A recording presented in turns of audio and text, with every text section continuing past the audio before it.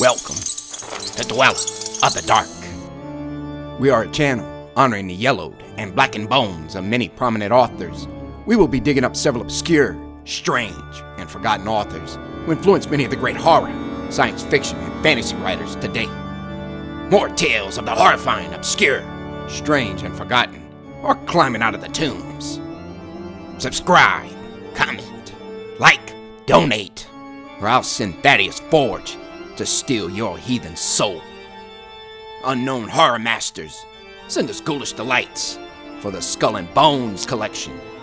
Your pound of writer's flesh will continue to feed our ghouls for now. Books, websites, podcast, in the links below.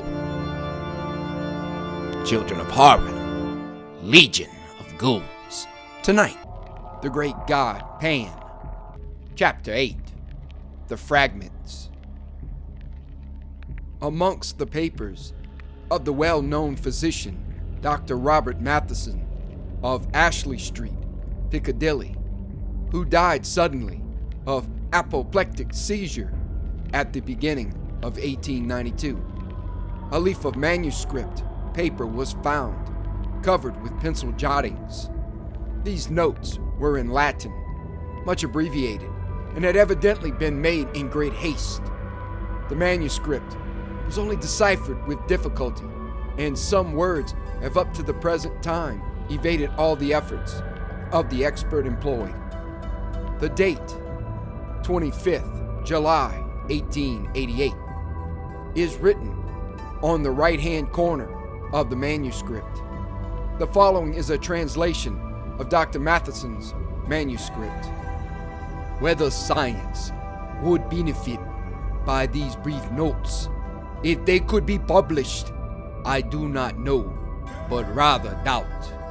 But certainly I shall never take the responsibility of publishing or divulging one word of what is here written, not only on account of my oath given freely to those two persons who were present, but also because the details are too abominable.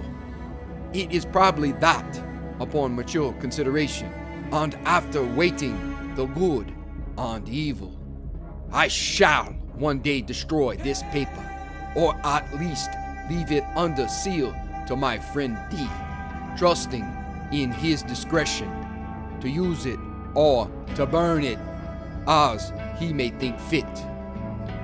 As was befitting, I did all that my knowledge suggested to make sure that I was suffering under no delusion. At first astounded, I could hardly think, but in a minute's time, I was sure that my pulse was steady and regular, and that I was in my real and true senses. I then fixed my eyes quietly on what was before me. Though horror and revolting nausea rose up within me, and an odor of corruption choked my breath, I remained firm. I was then privileged or accursed, I dare not say which, to see that which was on the bed, lying there black like ink, transformed before my eyes. The skin, and the flesh, and the muscles, and the bones, and the firm structure of the human body that I had thought to be unchangeable and permanent as adamant began to melt and dissolve. I know that the body may be separated into its elements by external agencies, but I should have refused to believe what I saw. For here there was some internal force, of which I knew nothing, that caused dissolution and change. Here too was all the work by which man had been made repeated before my eyes. I saw the form waver from sex to sex, dividing itself from itself, and then again reunited. Then I saw the body descend to the beast, whence it ascended, and that which was on the heights go down to the depths, even to the abyss of all being, the principle of life which makes organism always remained while the outward form changed. The light within the room had turned to blackness, not the darkness of night in which objects are seen dimly, for I could see clearly and without difficulty, but it was the negation of light. Objects were presented to my eyes, if I may say so, without any medium, in such a manner that if there had been a prism in the room, I should have seen no colors represented in it. I watched, and at last I saw nothing but a substance as jelly. Then the ladder was ascended again. Here, the manuscript is illegible. For one instant, I saw a form shaped in dimness before me, which I will not farther describe, but the symbol of this form may be seen in ancient sculptures and in paintings which survived beneath the lava, too foul to be spoken of, as a horrible and unspeakable shape. Neither man nor beast was changed into human form. There came finally death. I who saw all this, not without great horror and loathing of soul, here write my name, declaring all that I have said on this paper to be true. Robert Matheson, medical doctor. Such, Raymond, is the story of what I know and what I have seen. The burden of it was too heavy for me to bear alone, and yet I could tell it to none but you.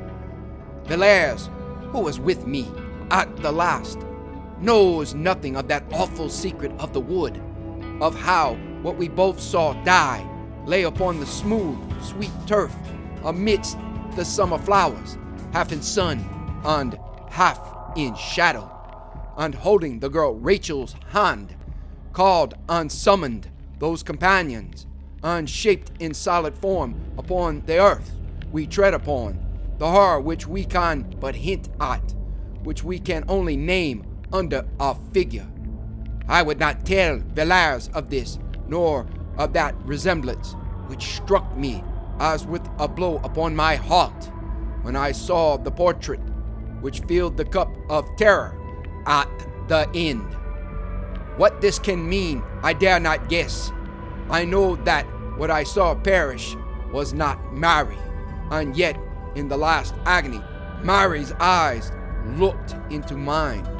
Whether there can be anyone who can show the last link in this chain of awful mystery, I do not know.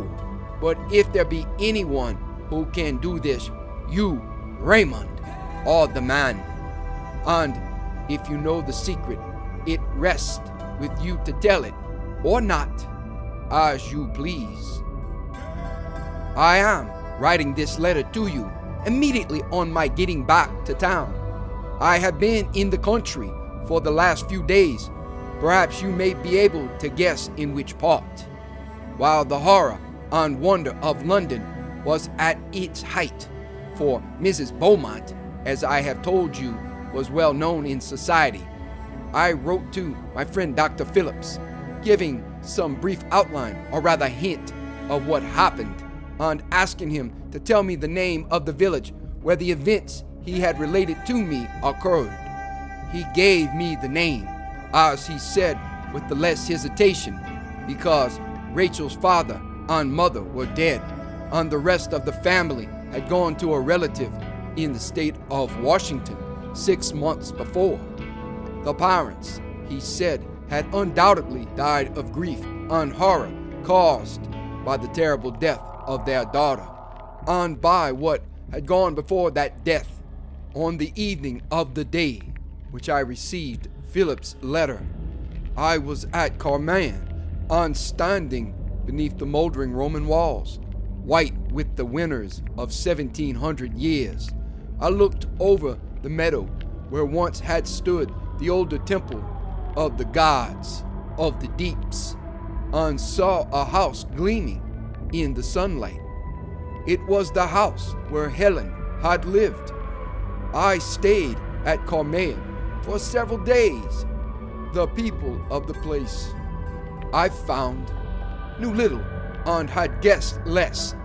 Those whom I spoke to on the matter seemed surprised that an antiquarian, as I professed myself to be, should trouble about a village tragedy, of which they gave a very commonplace version, and, as you may imagine, I told nothing of what I knew.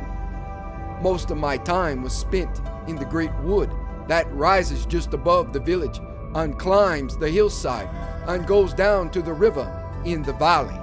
Such another long, lovely valley, Raymond, as that on which we looked one summer night, walking to and fro before your house. For many an hour I strayed through the maze of the forest, turning now to right and now to left, pacing slowly down long alleys of undergrowth, shadowy and chill, even under the midday sun, and halting beneath great oaks, lying on the short turf of a clearing where the faint, sweet scent of wild roses came to me on the wind and mixed with the heavy perfume of the elder, whose mingled odor is like the odor of the room of the dead, a vapor of incense and corruption. I stood at the edges of the wood, gazing at all the pomp and procession of the foxgloves towering amidst the bracken and shining red in the broad sunshine, and beyond them into deep thickets of close undergrowth where springs boil up from the rock and nourish the water weeds, dank and evil. But in all my wanderings, I avoided one part of the wood. It was not till yesterday that I climbed to the summit of the hill and stood upon the ancient Roman road that threads the highest ridge of the wood. Here they had walked, Helen and Rachel, along this quiet causeway upon the pavement of green turf, shut in on either side by high banks of red earth and tall hedges of shining beech. And here I followed in their steps, looking out now and again through partings in the boughs, and seeing on one side the sweep of the wood stretching far to right and left and sinking into the broad level, and beyond the yellow sea and the land over the sea. On the other side was the valley and the river and hill following hill, as wave on wave, and wood and meadow and cornfield and white houses gleaming, and a great wall of mountain and far blue peaks in the north. And so at last I came to the place. The track went up a gentle slope and widened out into an open space with a wall of thick undergrowth around it, and then, narrowing again, passed on into the distance and the faint blue mist of summer heat. And into this pleasant summer glade Rachel passed a girl and left it. Who shall say what? I did not stay long there. In a small town near Carmel, there is a museum containing, for the most part, Roman remains, which have been found in the neighborhood at various times. On the day after my arrival in Carmel, I walked over to the town in question and took the opportunity of inspecting the museum. After I had seen most of the sculptured stones, the coffins, rings, coins, and fragments of tessellated pavement which the place contains, I was shown a small square pillar of white stone, which had been recently discovered in the wood of which I have been speaking, and, as I found on inquiry, in that open space where the Roman road broadens out. On one side of the pillar was an inscription, of which I took a note. Some of the letters have been defaced, but I do not think there can be any doubt as to those which I supply. The inscription is as follows: Divam no dintai, Flavevs sinalis pas vit, Raptern vi betias, Quas vidit civipi membra. To the great god Nodens, the god of the great deep or abyss, Flavius Senilis has erected this pillar on account of the marriage which he saw beneath the shade. The custodian of the museum informed me that local antiquaries were much puzzled, not by the inscription or by any difficulty in translating it, but as to the circumstance or rite to which allusion is made. And now, my dear clerk, as to what you tell me about Helen Vaughan, whom you say you saw die under circumstances of the utmost and almost incredible horror, I was interested in your account, but a good deal, nay all, of what you told me I knew already. I can understand the strange likeness you remarked in both the portrait and in the actual face. You have seen Helen's mother. You remember that still summer night so many years ago when I talked to you of the world beyond the shadows and of the god Pan. You remember Mary. She was the mother of Helen Vaughan, who was born 9 months after that night. Mary never recovered her reason. She lay, as you saw her, all the while upon her bed, and a few days after the child was born, she died. I fancy that just at the last she knew me. I was standing by the bed, and the old look came into her eyes for a second, and then she shuddered and groaned and died. It was an ill work I did that night when you were present. I broke open the door of the house of life without knowing or caring what might pass forth or enter in. I recollect your telling me at the time, sharply enough, and rightly too, in one sense, that I had ruined the reason of a human being by a foolish experiment based on an absurd theory. You did well to blame me, but my theory was not all absurdity. What I said Mary would see, she saw. But I forgot that no human eyes can look on such a sight with impunity. And I forgot, as I have just said, that when the house of life is thus thrown open, there may enter in that for which we have no name, and human flesh may become the veil of a horror one dare not express. I played with energies which I did not understand. You have seen the ending of it. Helen Vaughan did well to bind the cord about her neck and die, though the death was horrible. The blackened face, the hideous form upon the bed, changing and melting before your eyes from woman to man, from man to beast, and from beast to worse than beast. All the strange horror that you witness surprises me but little. What you say the doctor whom you sent for saw and shuddered at I noticed long ago.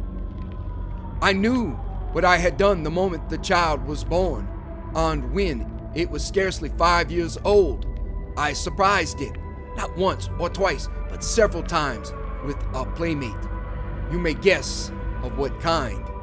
It was for me a constant, an incarnate horror, and after a few years, I felt I could bear it no more, and I sent Helen Vaughan away. You know now what frightened the boy in the wood. The rest of the strange story, and all else that you tell me, as discovered by your friend, I have contrived to learn from time to time, almost to the last chapter. And now, Helen is with her companions. The end. Note: Helen Vaughn was born on August 5th, 1865, at the Red House, Breconshire, and died on July 25th, 1888, in her house in a street off Piccadilly called Ashley Street in the story.